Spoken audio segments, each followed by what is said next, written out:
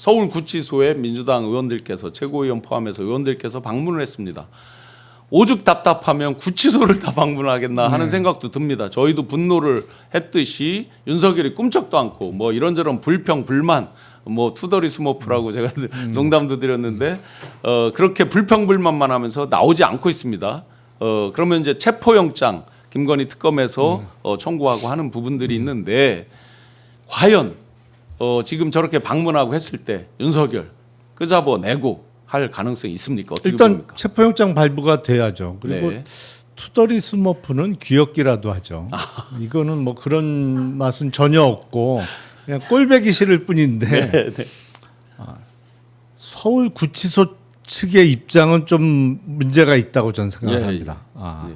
기존에 인치 지휘를 했으면 당연히 교도관이 네. 구속된 그 피의자에 대해서 호송과 뭐 이런 업무를 하도록 되어 있기 때문에 예. 지휘에 따랐어야죠. 그렇죠. 근데 이런저런 이유를 대면서 소극적으로 나왔단 말이에요. 예. 그러려면은 그 공직에 있으면 안 되죠. 그렇죠. 그러니까 이번에 그 이미 구속된 상태였던 사건은 기소를 해서 지금은 이제 구속 피의자 신분은 아니잖아요. 예. 이제 구속 사건은 이미 재판에 넘어가서 구속 중인 그 형사 사건은 없어진 상태고 불구속 피의자 상태인데 체포영장이 발부가 돼서 집행지휘를 받으면 당연히 그거에 따라야 되는 거죠. 그럼 만약에 이제 체포영장이 받아들여졌어요. 네.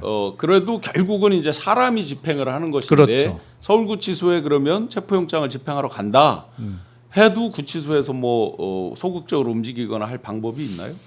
그렇게 되면 그건 직무유기가 되겠죠. 그렇게 되는 거죠. 그렇죠. 처벌이 가능한 거죠. 그럼요. 그분들에 형사처벌이 대해서도. 가능하죠. 네. 그거는 마땅히 해야 될 자기 직무에 대한 고의의 유기, 그러니까 고의적으로 안 하는 게 되기 때문에 네. 그건 직무유기죠. 연일 아주 이 폭염처럼 국민들을 또 열받게 하는 뉴스들이 나오는데 오빠 김진우 씨 예. 목걸이 그리고 현금 뭐 그리고 가방에 비번을 안 알려줘서 따는데 한참 걸렸다라고 이제 뉴스들이 나옵니다. 그거 가짜로 보세요. 가짜는 판명이 됐는데 예. 그러면 그걸로 착용을 했다라고 보셔요? 글쎄요. 가짜 찼을까요? 글쎄. 아니 그리고 김건희의 그 위세가 워낙 대단했기 때문에 네. 본인이 그리고 뭐 이렇게 남이 주는 선물에 대해서 삼가하는 그런 사람이 아니잖아요. 아예 뭐 우리 드러난 영상 있지 않습니까? 네. 최 목사님 그 영상. 주면 다 받아요. 네, 네. 별다른 인연이 없는 사람임에도 불구하고 주면 받아요. 네. 근데 그때 누구나 다 김건희가 최고 권력자 실세라는 걸 알았는데 통일교에서 지금 로비 정황은 드러났습니다만 통일교뿐만이었겠어요? 그렇죠. 여기저기서 그러면 주려고 노력하는 사람들이 많았을 텐데 그걸 또 안 받을 사람도 아니고 네. 네. 그러니까 저는 굳이 가짜를 차고 다녔겠느냐라는 의문이 들죠. 뭐 당연히. 비슷한 생각인데요. 네. 그 최 목사님 그 디올백 사건이 나는 와중에 샤넬백을 받았단 말이에요. 그러니까요. 그게 뉴스에 막 올라오는데도 소위 말해서 겁 없이 네. 그걸 막 받고 하는 걸로 보면 뭐 지금 우리가 알려지고 있는 통일교뿐만 아니라 또 다른 어떤 뭐 단체든 개인이든 수많은 부분을 가지고 온 사람을 피하지는 않았을 것 같다. 그러니까 아예 그런 방면으로는 개념이 없어요. 예. 네.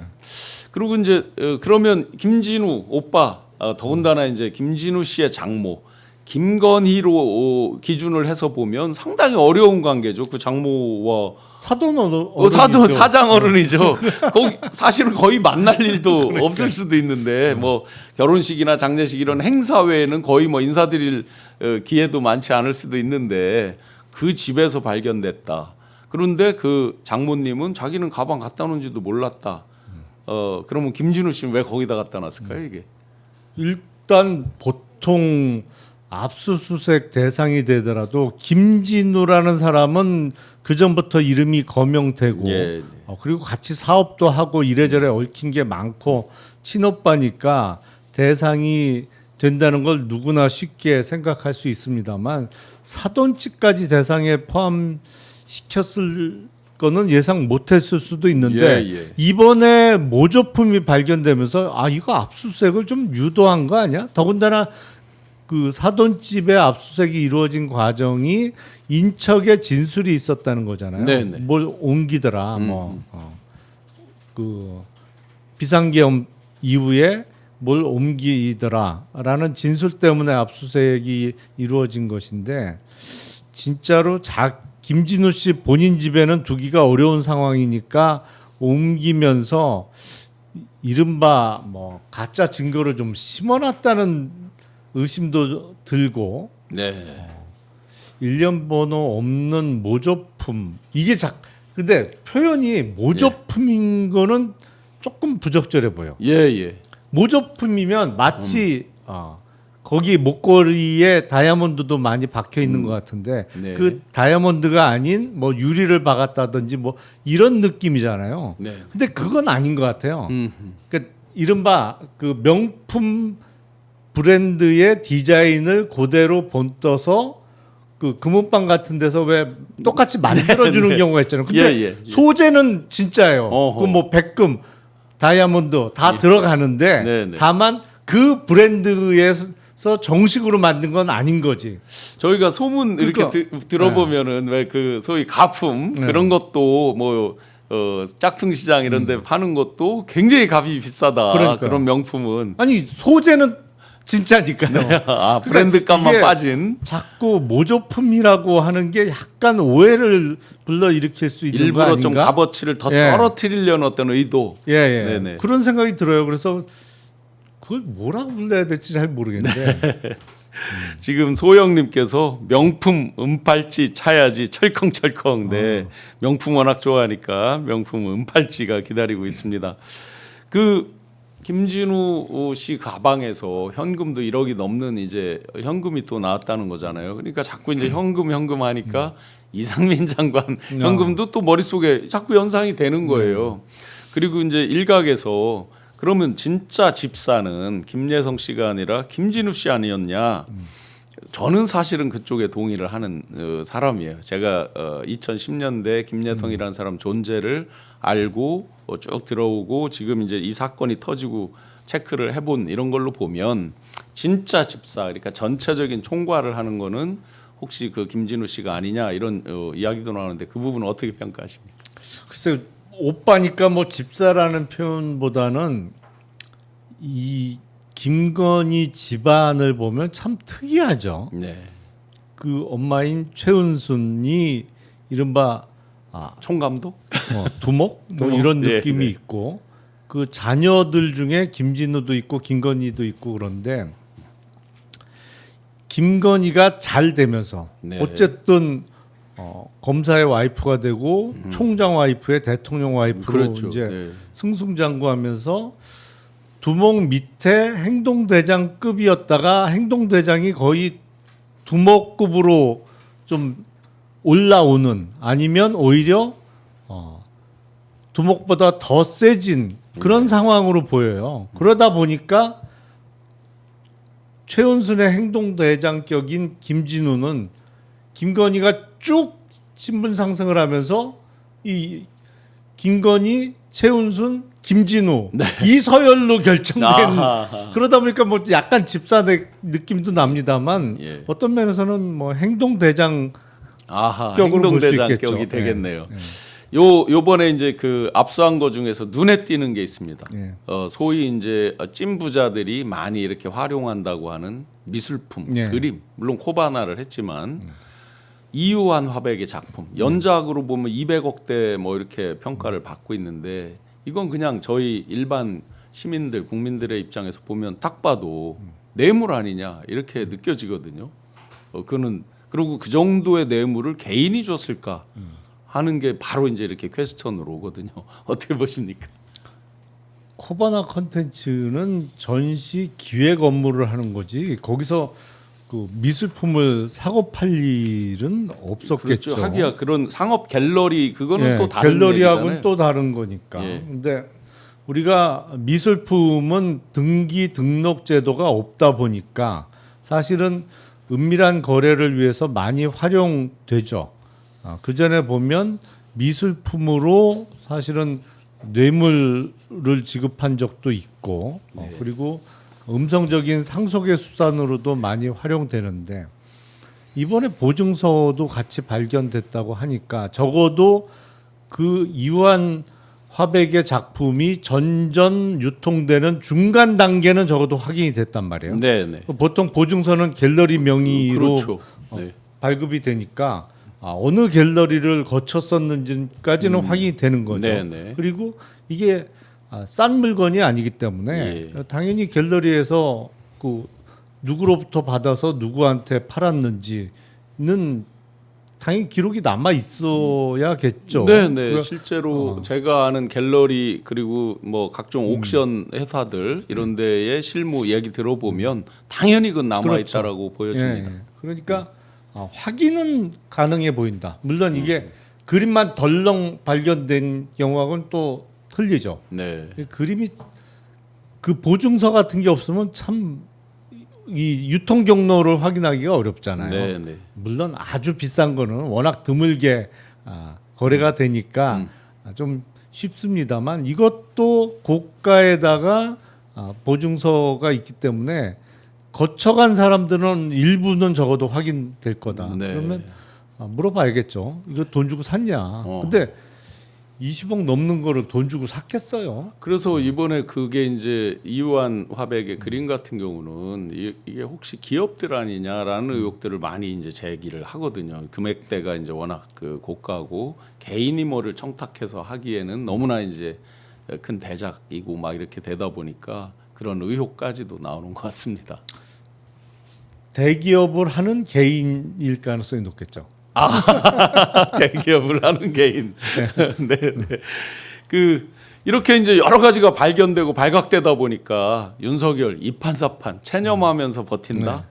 그렇게 보여지는 거죠, 윤석열. 그렇죠. 그러니까 네네. 어차피 법률적으로는 해결 못하는 상황이고 예, 사형 아닌 무기징역 내란 같은 경우는 그리고 뭐 네. 부인한다고 뭐 유죄가 안 나올 것도 아니고 그러니까 에라 모르겠다. 뭐 귀찮은 건 하기 싫다. 아.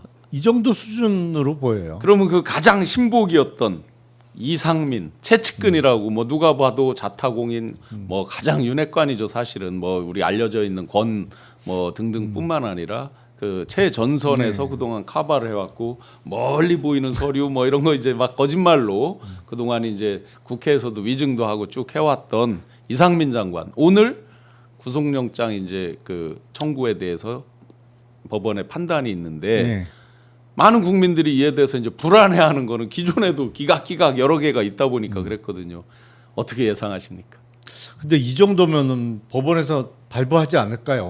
누가 봐도 내란의 주요 임무 종사자로 볼 수밖에 없는데 네. 언론사에 대한 단전 단수와 관련해서 실행에 옮겼고 네. 그리고 지금 본인은 부인했습니다만 그 금년 2월에 있었던 경찰의 압수수색에 뭐 어마어마한 현금 다발도 집에 뭐 있었다고 알려진 걸로는 하고. 32억이라고 나왔는데 뭐 금액은 모르죠. 이제 네. 뭐 그 말로는 그렇게 나와 있습니다만. 그리고 비상계엄 이후에 보이는 행동들도 그렇고 그동안 뭐 여러 차례 위증을 한 것도 있기 때문에 이 정도면 영장 법원에서 못 걷겠죠. 만약에 진짜 이 오늘마저 네. 법원에서 만약에 기각을 했다. 이러면 이제 특판 소위 말하는 특별 판매는 아니고 특판에 대한 국민적 그 요구 열망이 훨씬 더 거세질 것 같거든요.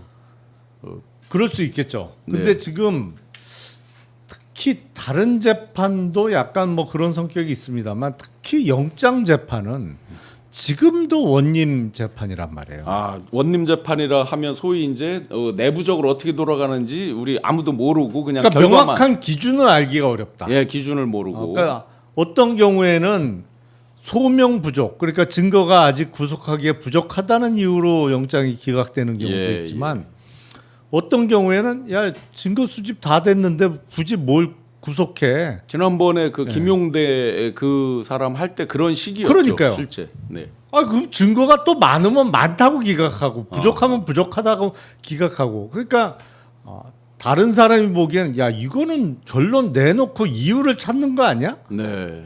그냥 기각 내지는 발부의 결론을 내놓고 발부할 이유나 기각할 이유를 찾다 보니까 이렇게 왔다 갔다 하는 거 아니야? 도대체 기준이 뭐야? 이런 생각이 들만한 경우가 꽤 많거든요. 네. 그래서 유무죄를 판단하는 그야말로 판결문의 그 이유를 자세히 설시해야 되는 그 실체적 그 판결보다는 중간 단계인 영장 재판에 있어서 이거 여전히 과거에 원님 재판 예, 하듯이 미제를 네가 알렸다. 도대체 원님 생각이 뭐야? 내지는 원님이 갖고 있는 기준이 뭐야? 네, 네. 이걸 모르겠다. 아하. 라는 생각이 드는 경우가 왕왕 있었는데 일종의 그런 거죠. 근데 사실은 구속 여부가 최종적인 판단에 이르는 과정에서 가장 중요한 경우가 많거든요. 왜냐하면 특히 우리 국민들은 구속이 됐다 안 됐다를 놓고 사실상 그게 유죄는 아니지만 마치 유죄처럼 받아들이기도 하거든요. 우리는. 그리고 구속이 되면 재판 진행이 빠르잖아요. 네, 그렇죠. 그리고 어쨌든 분리 수감되고. 예, 증거인멸 같은 걸 더 이상 하기가 쉽지 그렇죠. 않겠죠. 근데 불구속으로 진행되면 재판도 이게 경우에 따라서는 몇 년 이상 끌 경우도 있고 밖에 나와 있으면서 이래저래 해갖고 관련자들 진술도 바뀌면서 결국엔 네. 종국적으로는 무죄가 나거나 흐지부지 되는 경우가 꽤 그렇죠. 많단 말이에요. 네, 네. 그 영장 재판이 정말 중요한데 아직까지 우리나라에서 지금 이루어지고 있는 영장 재판은 제3자들이 보기에 조금 납득 못하는 케이스들이 꽤 많다. 예. 뭐 그 평소에도 그런 생각하고 있었습니다. 그 통일교 윤영호 본부장 네. 이제 구속영장이 받아들여졌어요. 네. 그 얘기는 그러면 그 사람이 이제 메모를 뭐 자세히 해놓은 것들이 이제 많이 뉴스에 공개가 됐잖아요.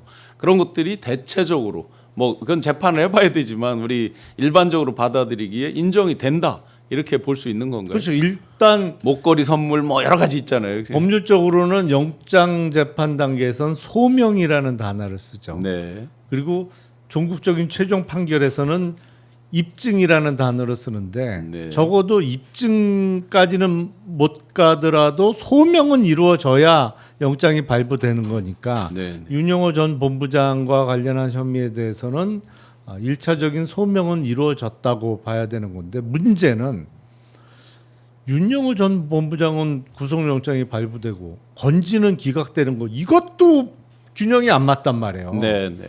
누가 봐도 여기는 사실대로 나름대로 얘기를 했고 수사에 협조한 사람이고 내가 통일교 쪽에 그 청탁을 위해서 목걸이 사서 전달했다. 그리고 다 보고하고 결제받고 자금의 원천도 사실은 통일교로 보이잖아요. 네.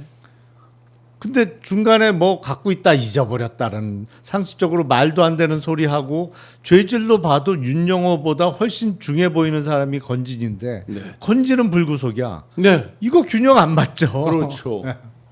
아니 그리고 처음과 끝이 가장 중요하죠. 법적 책임으로 따지면 통일교 본부의 최종적인 결정권자가 윤영호 씨보다는 훨씬 책임이 중할 수밖에 없는 거고 네. 중간에 전달자인 뭐 윤영호나 건진보다는 최종적인 수령자가 제일 책임이 큰 건데 네. 네. 하여튼 윤영호 씨만 일단은 구속이 됐는데 이게 일응의 기준이 돼야겠죠. 그러니까 여기보다 중한 사람은 다 구속되는 그렇죠. 상황이 돼야 돼요, 당연히. 기본적으로 준 사람 있지만 받은 사람은 당연히 더 중해야 될 거고. 그럼요. 네. 그 통일교에서 과연 그렇게 높은 본부장 한 사람하고 이게 싸움이 맞는 거냐, 이게 서로 그냥 짜고 치는 고스톱처럼 여길로 꼬리를 자르려고 하는 거냐, 여러 이제 해석들도 있더라고요, 실제로. 근데 약간 네. 양쪽 말이 안 맞잖아요. 예, 예. 네. 짜고 친다고 보기에는 다른 부분이 많아서 얘기가. 제가 어제 들은 얘기는 내부적인 갈등이 있는데 그 갈등의 경쟁 상대가 되게 재밌는 사람이더라고요. 그 한학자 총재와 아주 가까운 사람과 본부장과의 갈등이다. 뭐 이렇게 이제 얘기들을 하더라고요.